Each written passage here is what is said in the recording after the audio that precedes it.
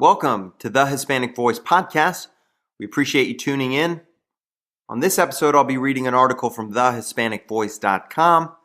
It was published to the website April 28th, 2016. It was written by Mr. Al Vasquez, and it's titled Political Moon Shuffle. The consequences of a lapse in clarity during this election year are manifold. We have reached the point at which the majority of mainstream media believes as a matter of faith there is one politician, Hillary, deserving the right to rule us all.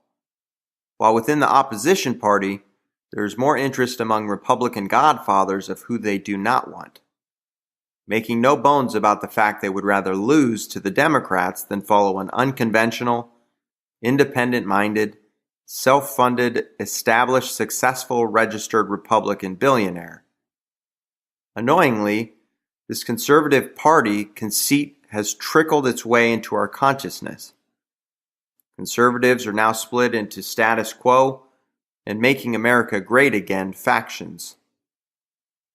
In today's selection process, establishment Republicans are counting on the proven 2013 election cover. When conservatives protested our country's direction, the key refrain was, "But Obama won the election."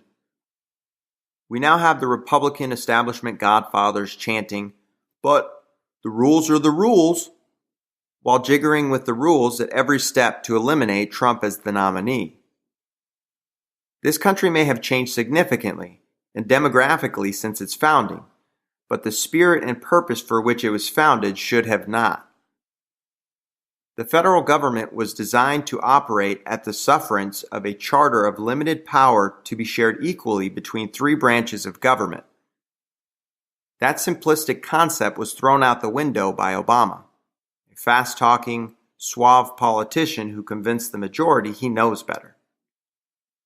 While the nation slept, a lackadaisical, entrenched elected body of representatives have banded together and have made their survival the prime focus of any decision. That is why a Trump is needed. The electorate is waking up and shouting, "Off with their heads." The nation is squirming, stretching, yawning, and attempting to wake up from the self-induced political slumber. Peering out of one eye, they see an avowed socialist Sanders and an angry, shouting white woman, Hillary, giving stumped speeches designed to leave just a shadow of a doubt of how much socialism runs through her veins. Here is a clue. Her degree of socialism is based on her audience and geographical location. Analysts have deciphered her speeches and found they are all geared to her specific audience, not her philosophical beliefs. Who is the real Hillary? Aside from dishonest, self-engrossed, and a taxpayer-funded multimillionaire, your guess is as good as mine. The most diabolical comment Hillary has made was last week. On national television, she referred to a fetus as an unborn human being. This was an unintentional slip, but very reflective of the fact that she nonchalantly accepts the ending of a pre-born human life. Hillary is a conniving political survivalist. This critique, as bizarre as it may sound, may produce palpable irritation in some, but it is not the product of a right-wing feverish dream contrived in a vacuum. It is a result of 4 decades of following candidates, resisting being sucked into their agendas, and discovering dishonesty has become an immutable tradition once owned by Democrat politicians.